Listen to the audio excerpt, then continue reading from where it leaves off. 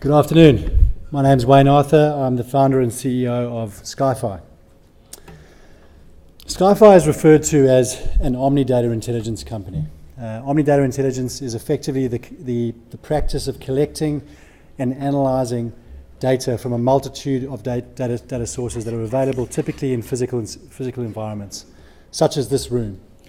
When I talk about data sources, I'm referring to things like the Wi-Fi networks, or the camera surveillance systems, or a beacon network that may or may not be installed in a physical space.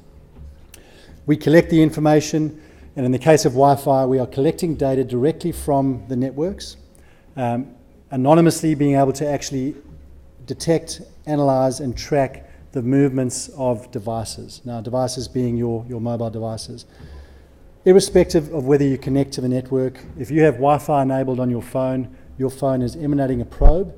We can collect and identify the location of that probe, the unique MAC address of the device, and then track its movements in real time. Completely anonymized, there's no personal data being transferred, but it is a real-time view of how devices/people are moving about in a space. And that's kind of a foundation technology for us. And I'll go into a bit more detail about how we use that information through the presentation. Our core business offering is a recurring revenue model underpinned by 3 software products, alongside a suite of professional services in the fields of data science particularly, helping our customers to extend the value from the software products into tangible outcomes. We're focused on the enterprise sector, and typically our contract terms are 3 years or 5 years. Just a quick overview of the business and the structure. Company has been listed on the ASX since November 2014. We have a market capitalization of just under $60 million, 331 million shares outstanding, and our register is constructed of a combination of institutional investors, which includes Thorney Investment Group, who have come on recently, not in a substantial holding at this point, and then a slew of high net worth individuals as well who underpin our cornerstone investors, which includes Bruce Gordon, Jan Cameron, Peter Gamble, and the Ray White Family Property Group. The company has consistently delivered over an 80% compound annual growth rate at a revenue level for the last 4 years. The company is now profitable. We're not looking for capital today, but we are looking to promote our story and encourage you to become shareholders through buying shares online. So specifically the platform, we have built 3 software products that we call Connect, Insight, and Engage. Connect is effectively the collection product, Insights is the data visualization product, and Engage is a series of marketing tools, and I'll talk a little bit more detail about each of those in a minute.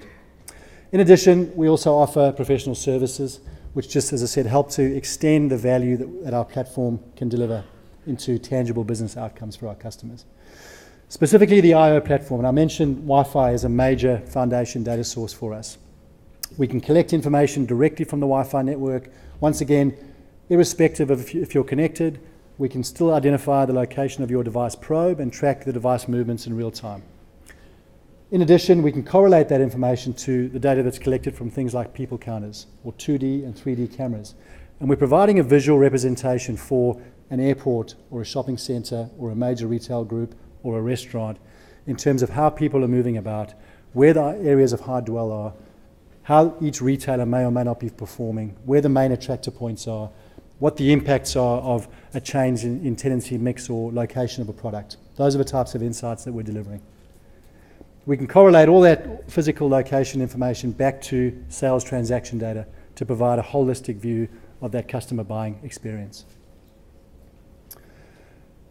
So Insight is the software layer that actually visualizes the information into a series of tangible business reports around particularly venue reporting, and we can offer our venues a report such as the visitor flow chart, which many of our airport and mall customers use on a daily basis to understand flow of traffic.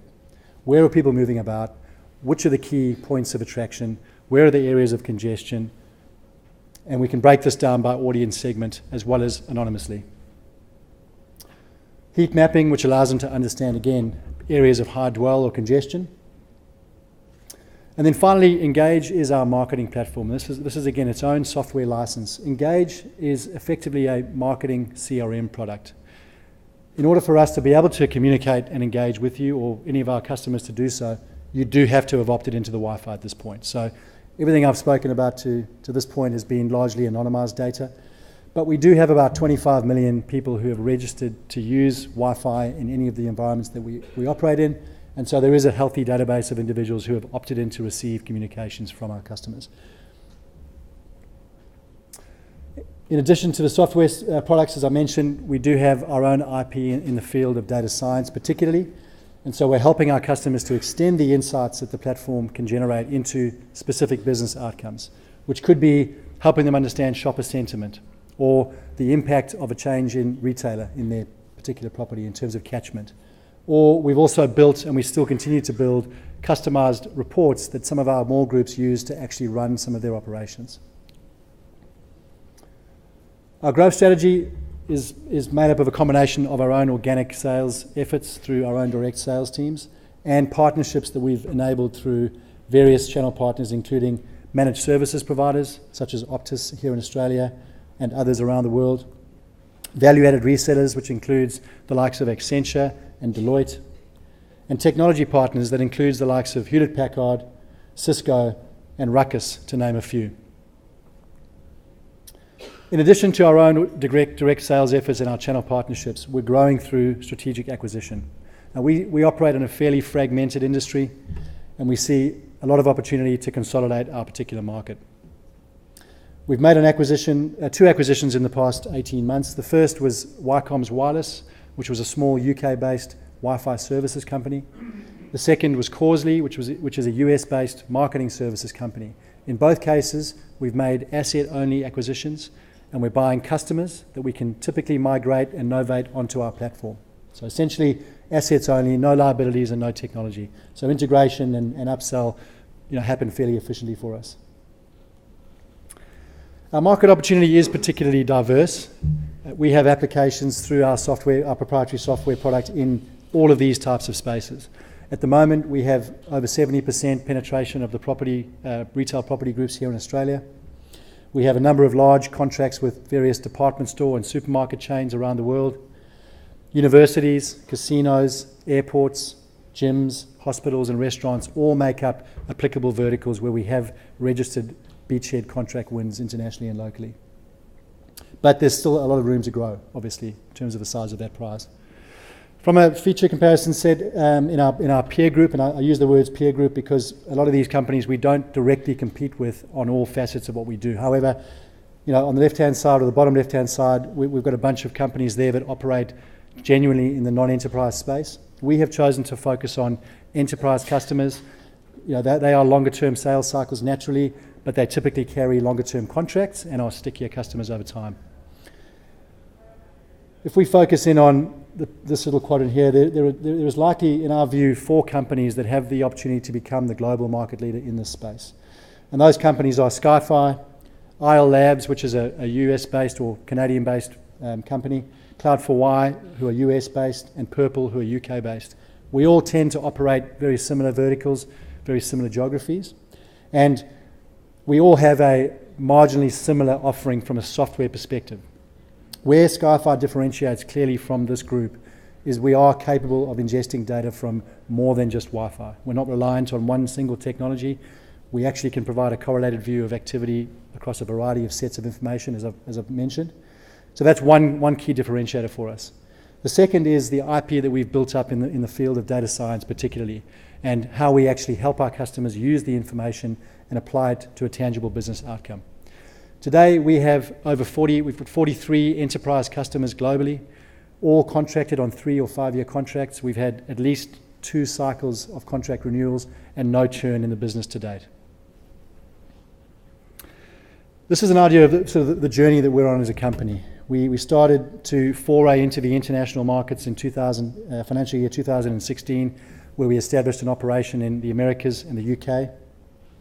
FY 2017, financial year 2017, was all about expanding our sales and marketing capability, and we did that through recruitment of applicable channel partners, such as the ones that I've mentioned. Financial year 2018 was all about accelerating revenue growth, top line and recurring revenue, and I'll talk a little bit more detail about some of those highlights. But importantly, in FY 2018, we also delivered our maiden EBITDA profit. This year has been all about diversifying our product and services offering to help us to extract a greater share of wallet from current and prospective customers. 2020 will be all about shareholder returns, and we believe in 2021 will be the year that we do become the global number one market leader by revenue and by market capitalization. This is a snapshot of some of the customers that we currently contract with, and as I mentioned, we have had no churn in the business to this point in our 7th year of operation. You'll see the likes of Centre Group and some of the other large REITs that we currently contract with here in Australia. But we actually have applications in now 11 different verticals. Outside of just retail, we operate in cultural centres, healthcare facilities, fitness franchises, smart cities, and restaurants, to name a few. From a financial highlights perspective, we classify our revenues in 3 different revenue lines. Recurring revenues, which is obviously those that relate to the sale of our software products, typically contracted on 3 or 5 year contract terms, and typically carrying a profit margin of around 80%. Services revenues, which relates to the delivery of professional services that typically will support and underpin sales of the software, and those are typically once-off and sometimes recurring in nature, and are carrying a profit margin of around 50%. Non-recurring revenues, which typically will be a lead indicator to rollout of more recurring revenues for us. These are hard to forecast, but they relate to cases where we are actually required to install some sort of network infrastructure, which does happen occasionally here in Australia. If we use FY18, financial year 2018, as the backdrop, we can see that we have successfully started to deliver a diversified revenue offering. Recurring revenue is still very much the underpinning revenue line of our revenue mix, delivering 56% almost of our revenues in FY 2018. Top line revenues that we delivered at the end of financial year 2018 were 6.2 million, which was up 92% from the year prior. Strong growth in recurring revenues also underpinned that year, and we delivered our maiden EBITDA profit. In addition to the diversification of our revenue sets, we also have starting to see the impact of our investment in the offshore market. So our international operations delivering almost 40% to that total revenue mix in that year. We look at the backdrop of the last four years, spanning from the second half of financial year 2015 through the first half of financial year 2018. We have delivered a compound annual growth rate of nearly 85% in terms of our revenues. Looking specifically at the subscription recurring revenue components, we've delivered nearly an 80% result in terms of compound annual growth rate over the same period. And finally, from an EBITDA perspective, in FY 2018, we delivered our first profit, and we've managed to continue to maintain that positive level over the course of the first half of 2019. The company is in a position where it manages its own cash position, and we don't require capital for working capital purposes.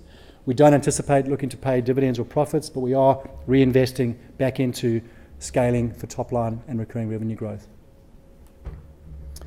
I'll close with just some key operational focus areas for us as a company. I've stated that we have a goal to become the number one player in the space globally by financial year 2021. And we believe in order to do that, these are the 5 areas where we need to continue to remain focused. Number one, to continue to innovate and expand the applications and features of our software product. That will help us to, number one, increase share of wallet from existing customers, but also will attract new subscriptions to the platform. We've clearly started to differentiate our offering from our peer group in the field of data science and professional services, so we will be expanding that offering into our international markets. And then finally, we do see and continue to see strategic complementary acquisition opportunities, and we will continue to investigate those as part of our growth strategy. With that, I thank you for your time. If you're interested to learn more about the story, we're at a booth outside, and hopefully we can welcome you on as a new shareholder. Thank you. Thank you.